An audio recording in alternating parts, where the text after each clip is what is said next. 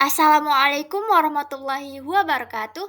Perkenalkan, nama saya Syari Afelina Agustia, kelas 1D, Prodi Manajemen Pendidikan Islam, Fakultas Tarbiyah dan Keguruan UIN Sultan Syarif Kasim Riau. Pada kesempatan kali ini, saya akan menayangkan video atraktif tentang teori-teori manajemen dan fungsi manajemen pendidikan untuk memenuhi tugas UAS Dasar-dasar Manajemen oleh dosen pengampu Bapak Dr. Sohiron SPDI MPDI. Sebelum kita membahas teori dan fungsi manajemen, ada baiknya kita mengetahui pengertiannya terlebih dahulu. Teori manajemen adalah sekumpulan prinsip, konsep, dan ide yang digunakan untuk memahami dan mengelola organisasi secara efektif. Teori ini memberikan kerangka kerja untuk merencanakan, mengorganisir, memimpin, dan mengendalikan sumber daya dalam suatu organisasi untuk mencapai tujuan yang telah ditetapkan. Sedangkan pengertian fungsi manajemen menurut Henry Fayol secara garis besar, fungsi-fungsi manajemen tersebut merupakan proses dari suatu aktivitas yang dilakukan dengan merencanakan, mengorganisasikan, mengatur sumber daya manusia, sampai dengan pengendalian. Teori-teori manajemen. Teori manajemen terbagi menjadi tiga, yaitu yang pertama, teori manajemen klasik. Teori ini muncul pada awal ilmu manajemen timbul akibat terjadinya revolusi industri pada abad 18. Selain itu, teori klasik berfokus pada struktur organisasi serta efisiensi operasional. Berikut ini adalah teori-teori yang termasuk ke dalam teori manajemen klasik. Yang pertama adalah teori manajemen ilmiah oleh Frederick, yang berfokus menggunakan metode ilmiah untuk meningkatkan efisiensi kerja, yang berprinsip analisis tugas, pengukuran kinerja, dan standarisasi prosedur. Yang contohnya adalah penelitian tentang cara terbaik untuk melakukan tugas tertentu, seperti pengaturan waktu dan gerakan pekerja. Yang kedua, teori administratif oleh Henry Fayol yang berfokus menyusun prinsip-prinsip manajemen yang dapat diterapkan secara umum. Yang berprinsip, Fayol mengidentifikasi 5 fungsi manajemen, yaitu perencanaan, pengorganisasian, pengarahan, pengendalian, dan koordinasi. Contohnya, Fayol menekankan pentingnya komunikasi yang baik dan delegasi tugas. Yang ketiga, teori birokrasi oleh Max Weber berfokus struktur organisasi yang formal dan hierarkis, yang berprinsip pengaturan yang jelas, aturan yang ketat, dan pemisahan antara kepemimpinan dan kepentingan pribadi. Contohnya adalah sistem pemerintahan dan organisasi besar yang mengikuti prosedur formal. Yang kedua, teori hubungan manusiawi.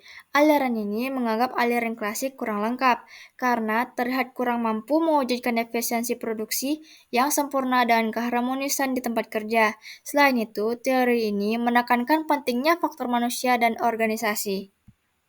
Berikut ini adalah teori-teori yang termasuk ke dalam teori hubungan manusiawi. Yang pertama adalah teori Elton Mayo, yang berfokus dalam pengaruh lingkungan sosial dan psikologis terhadap produktivitas. Yang dalam penelitian Hawthorne Studies menunjukkan bahwa perhatian dan interaksi sosial dapat meningkatkan kinerja pekerja. Contohnya, menciptakan lingkungan kerja yang mendukung kolaborasi dan komunikasi. Selanjutnya, teori yang termasuk ke dalam teori hubungan manusiawi yaitu adalah teori motivasi. Teori motivasi berfokus dalam memahami apa yang memotivasi individu untuk bekerja.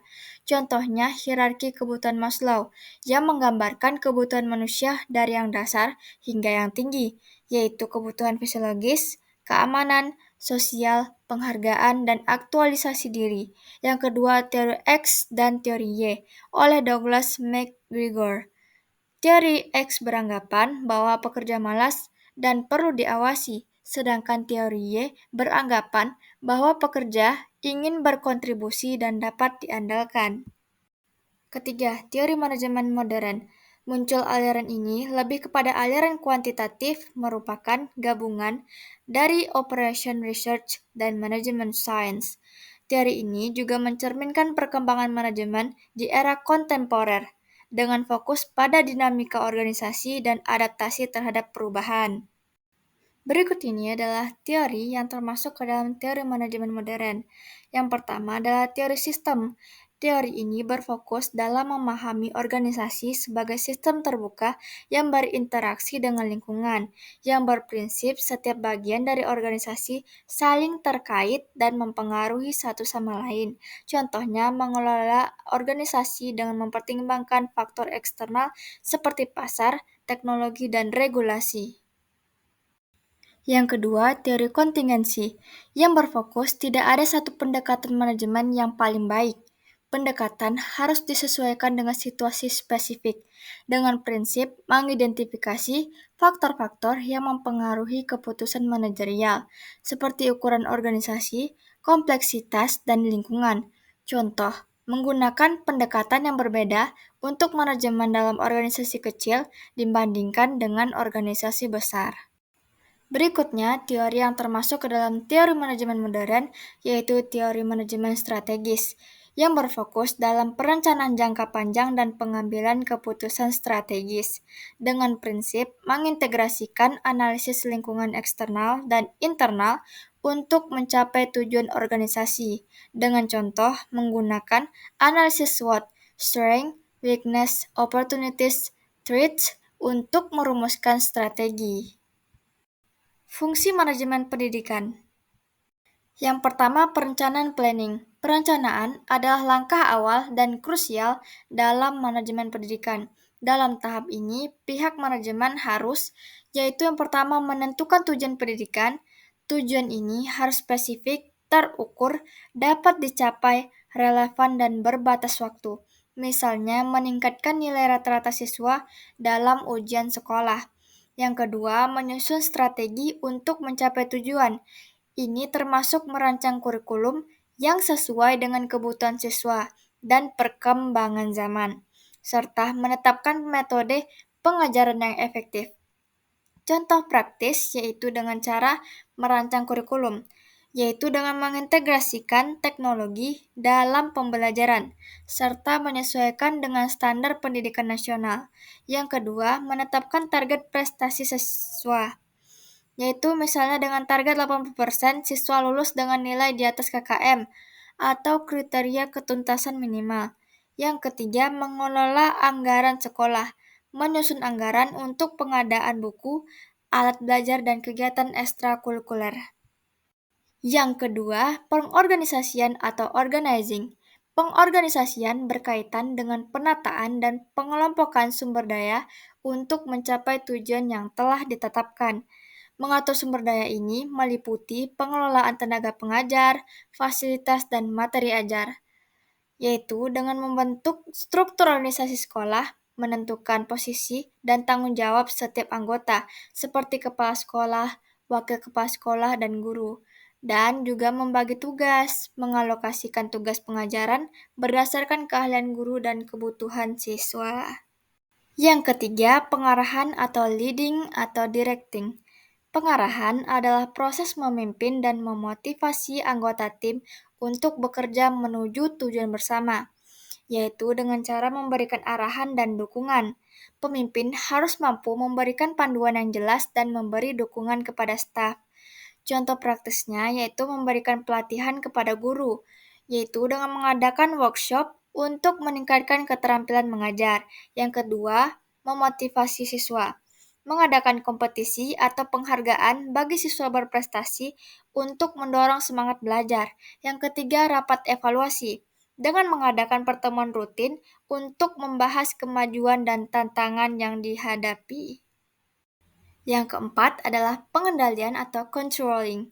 Pengendalian adalah proses pemantauan dan evaluasi untuk memastikan bahwa semua kegiatan berjalan sesuai rencana, yaitu dengan memastikan kinerja sesuai standar. Dengan pengendalian, membantu dalam mengidentifikasi masalah dan melakukan perbaikan. Contoh praktisnya yaitu dengan menguasai implementasi kurikulum, yaitu memastikan bahwa kurikulum dijalankan sesuai dengan yang telah direncanakan. Yang kedua, model efektivitas pengajaran, dengan melakukan observasi kelas dan memberikan umpan balik kepada guru. Yang ketiga, mengelola laporan keuangan, memastikan bahwa pengeluaran sesuai dengan anggaran yang telah ditetapkan. Yang terakhir adalah evaluasi atau evaluating. Evaluasi adalah langkah penting untuk menilai keberhasilan program dan proses yang telah dilakukan, yaitu dengan cara mengukur keberhasilan. Evaluasi harus dilakukan secara teratur untuk menilai pencapaian tujuan pendidikan.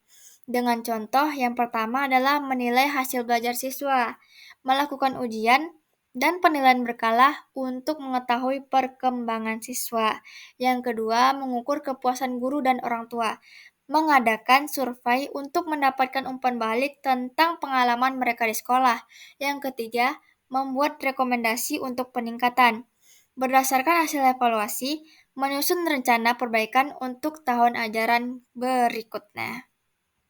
Teori manajemen dan fungsi manajemen pendidikan menunjukkan bahwa manajemen pendidikan adalah proses yang melibatkan perencanaan, pengorganisasian, pelaksanaan, dan pengawasan untuk mencapai tujuan pendidikan secara efektif dan efisien.